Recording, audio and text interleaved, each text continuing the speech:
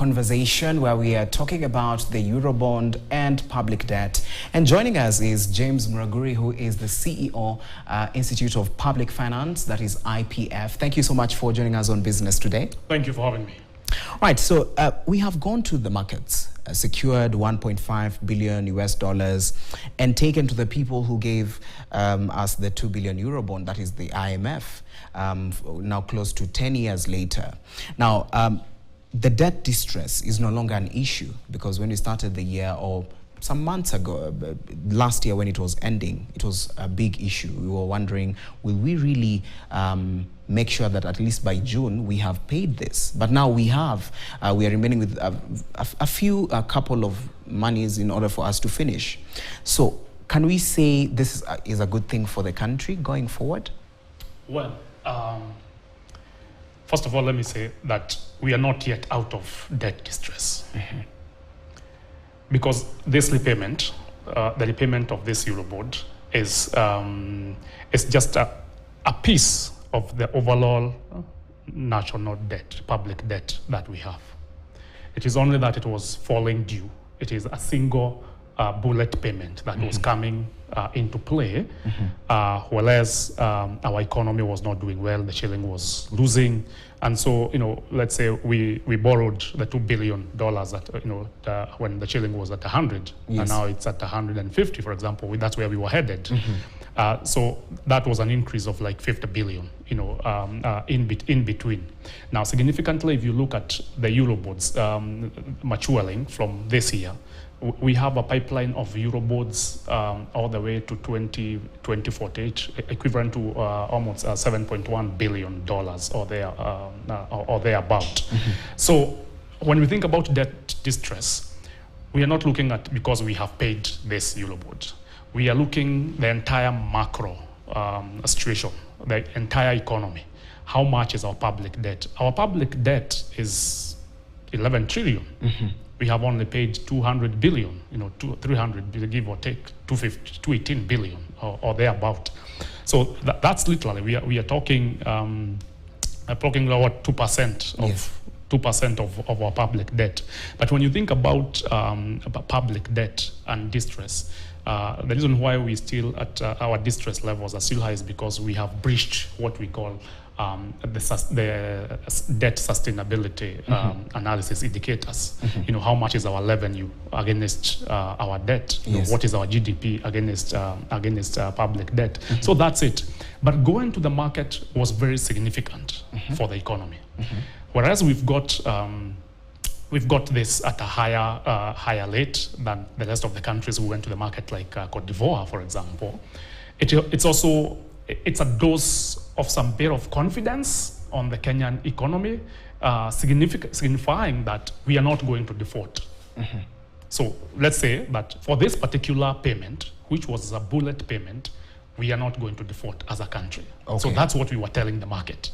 But it has come at a price. And that price is, the other one was at 6.75% or thereabout, but now we are paying at 10.75, for this particular one. So that's the way we need to look at it.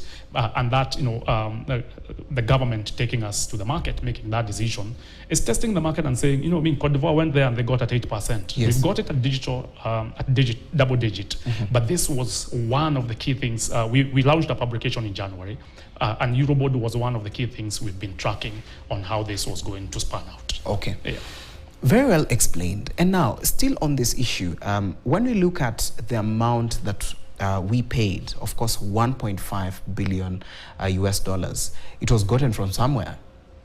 And now, meaning we have borrowed in order for us to clear this, the Eurobond. So what happens now? Because at the end of the day, we have gone and borrowed the 1.5 billion and to service this other one. So what happens to this other, the one that we've borrowed? Because now that one also doesn't mean that we are really out of the woods. So essentially what happens most of the time is that for what we've seen, commercial financing for governments do not pay off debt, they refinance the debt. You borrow Peter to pay James. Okay. Right? And literally that's what has happened. So, and that's why I'm saying we are not out of the debt distress per se, because we have just kicked the can down the road. And this one we have added ourselves another, another 8 years, Yes. Falling due in 2031, but with a provision for amortization from 2029, so that, we could pay, $500 million. $500 million in those until we clear it off. But also within that time, what happened is that we get to that point, and if you are unable to pay, we have not generated enough tax revenue. We end up paying. For example, let me give you a scenario. Our tax collection revenue between July and January this year, we collected around 1.2 trillion Kenya shillings in those 7 months. If you look at our debt repayment and consolidated fund services releases, it's around 800 billion. So we are left only with 400 billion to service, it's the counties, and that's why you find county payments are very delayed. Salaries, recurrent expenditure, and also we find we do not have sufficient resources for development expenditure, because the debt repayment is a fast charge on our taxes. The moment for every 100 shillings you pay, the first shilling that will be got out of that, for example, has to go and pay the debt that we owe.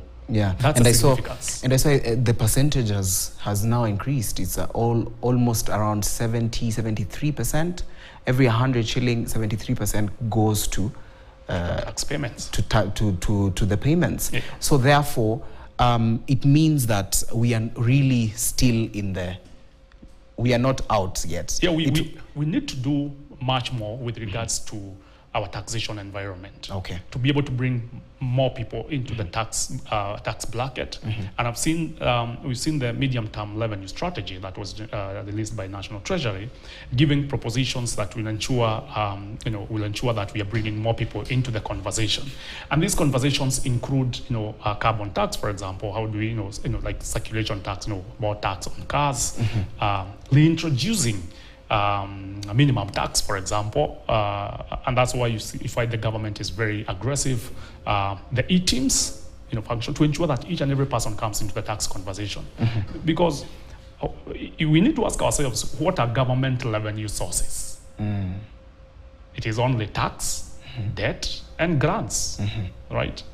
And you cannot thrive on debt and grants. Yes. You have to generate your own revenue, and that is tax. And that's why we see how aggressive the government has become. But we want to think our economy last year, it grew, and that's gave that 5.1 or so growth, and which was mainly driven by agriculture. It means there's something light that the government did. The fertilizer subsidy, for example, worked to a greater extent, because if you look at the numbers, the growth in agriculture was among the most notable, and fishing, as per the KNBS reports. Yes. And I think then that gives there's some hope. But as we have said, when it comes to the Eurobond conversation, the public debt conversation, come back to it, we ask ourselves, are we really out of there? We are not. We just kick the can down the road. But the most important thing is that there is political goodwill to do the hard thing. Yeah. Okay. All right. Let's move on and look at, of course, a big issue, especially when it comes to the dollar and how the Kenyan shilling is performing now with the activities that happened a couple of weeks last week and also the other week. We saw the repayment of the Eurobond. So could it be that the repayment was the one that really contributed to the shilling at least becoming strong against the dollar? Well, from where we sit, we don't think it was that. But first of all, we have to understand, we don't even think that that Eurobond, the 1.5 billion, hit our accounts locally. Because also we need to know where, first of all, was it floated. I think it was in the Irish Stock Exchange. Yes. So the repayments majorly was foreign investors into the Eurobond. So that financing properly, it's not that we can, it's sentiment, it's market sentiments. But also we need to understand that there was an infrastructure board that was on sale around the same time. And there was heavy inflow from the diaspora. The government went to the market looking for 70 billion. They got what? They got 280 billion. I think out of that, they took in some 240 billion because of the yields. Right? So come to think about it, it was more driven by by inflows, markets, the subscriptions, because the money has not hit our account. And also, we need to ask and check how was our current account and our month of import cover. Was there was possibility that there was extra money that came in from, for example, from IMF and World Bank? And is it possible that central bank also had a role to play on it in terms of softening the market? Yes. I think there are some critical fundamentals we need to ask ourselves. What really drove the shilling to appreciate that rapidly? And has it stayed so since then? That's a question. Yeah, and even as we come to a conclusion now, when we look at the week-to-week activities, of course, we've spoken about the bonds, we've spoken about the Eurobond, the repayment. When that settles, when all this settles, to just follow up on the question that you've asked, will the momentum of the shilling still remain, continue to where it's still holding as strong as it is? Because at the end of the day, if these activities did contribute, how will the shilling behave after all this ends? Now, when you look at maybe next month, where will we be in terms of looking at the shilling and the dollar? From where you sit, what do you think will happen? I think the shilling is not yet out of the woods. So first of all, we give a practical example. Safaricom issued an interim dividend notice. Who are the majority shareholders in Safaricom and all major institutions? The government is there, but also heavy foreign investors. You're not going to pay foreign investors with Kenya shillings. You're going to find the dollars in the market. The government still has to come to the market to look for dollars to pay for our oil import bill. The G2G is falling due. And we also have installments falling due on some of our public debt obligations, come in, I think, this March and April. So there is still some bit of aggressive pressure on the Kenya shilling, but we also look forward to government commitment, for example, on investment, like on our tourism industry. It is one of the most ripe investment destinations. We invest more, we attract more tourists because they're going to spend hard cash, hard currency in our economy. So the shilling needs to be supported, but the fundamentals still, whatever drove it down, depreciating when it did, are still live. Those elements still live and needs to be supported. But the most important thing is recognizing that we've seen government coming out strongly and sending out some positive signals to the markets that we are here, that we are here to support the economy. We are going to invest in the right spaces. We are going to make difficult decisions, but part of the decisions they are not making is, for example, fiscal consolidation. We still have a very large government consuming unnecessary resources because we don't have a revenue problem. We just have an expenditure problem. So we are pushing pressure on the shilling from all corners, and I think that's where the leadership needs to address. All right, thank you so much for giving us your insights. That is James Muraguri, who is the CEO, Institute of Public Finance, speaking to us about the Eurobond and also public debt, and just telling us we are not out of the woods yet.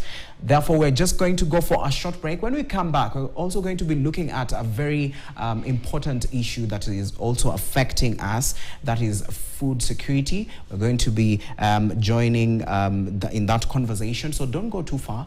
We'll be back with more.